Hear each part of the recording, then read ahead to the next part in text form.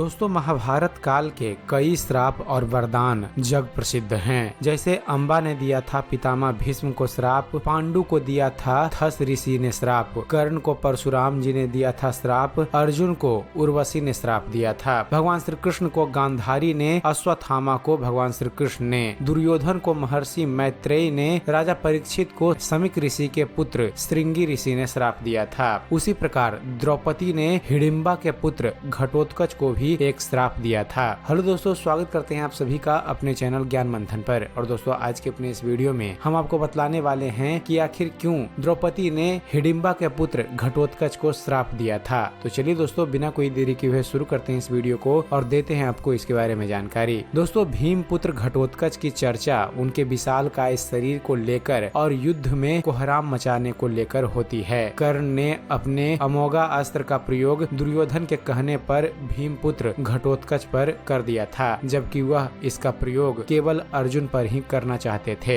यह ऐसा अस्त्र था जिसका वार कभी खाली नहीं जा सकता था, लेकिन वरदान अनुसार इसका प्रयोग सिर्फ एक ही बार किया जा सकता था। यदि कर्ण यह कार्य नहीं करते तो युद्ध का परिणाम ही कुछ और होता। फ्रेंड्स, मान्यता के अनुसार जब घटोत्कच पहली बार अपने पिता भीम के राज्य में आया तो अपनी माँ हिडिंबा की आज्ञा के अनुसार उसने द्रौपदी को कोई सम्मान नहीं दिया। द्रौपदी को अपमान महसूस हुआ और उसे बहुत गुस्सा आया। वह उस पर चिल्लाई कि वह एक विशिष्ट स्त्री है, वह युधिष्ठिर की रानी है, वह ब्राह्मण राजा की पुत्री है तथा उसकी प्रतिष्ठा पांडवों से कहीं अधिक है, और उसने अपनी दुष्ट राक्षसी माँ के कहने पर बड़ों ऋषियों और राजाओं से भरी सभा में उसका अपमान किया है। ऐसा कहते हुए द्रौपदी ने घटोत्कच से कहा कि जा दुष्ट, तेरा जीवन बहुत छोटा होगा तथा तू बिना किसी लड़ाई के ही मारा जाएगा। घटोत्कच के एक पुत्र का नाम बर्बरिक और दूसरे का नाम अंजन पर्वा था। भीम के पुत्र घटोत्कच का विवाह दैत्यराज मूरा की बेटी कामकंठका से हुआ था। इस कामकंठका को भगवान श्री कृष्ण ने वरदान दिया था कि तेरी कोख से एक महावीर पुत्र जन्म लेगा, जिसको युद्ध में कोई परास्त नहीं कर सकेगा, वो सर्वशक्तिमान होगा। भीम पुत्र घटोत्कच का पुत्र बर्बरिक दानवीर था।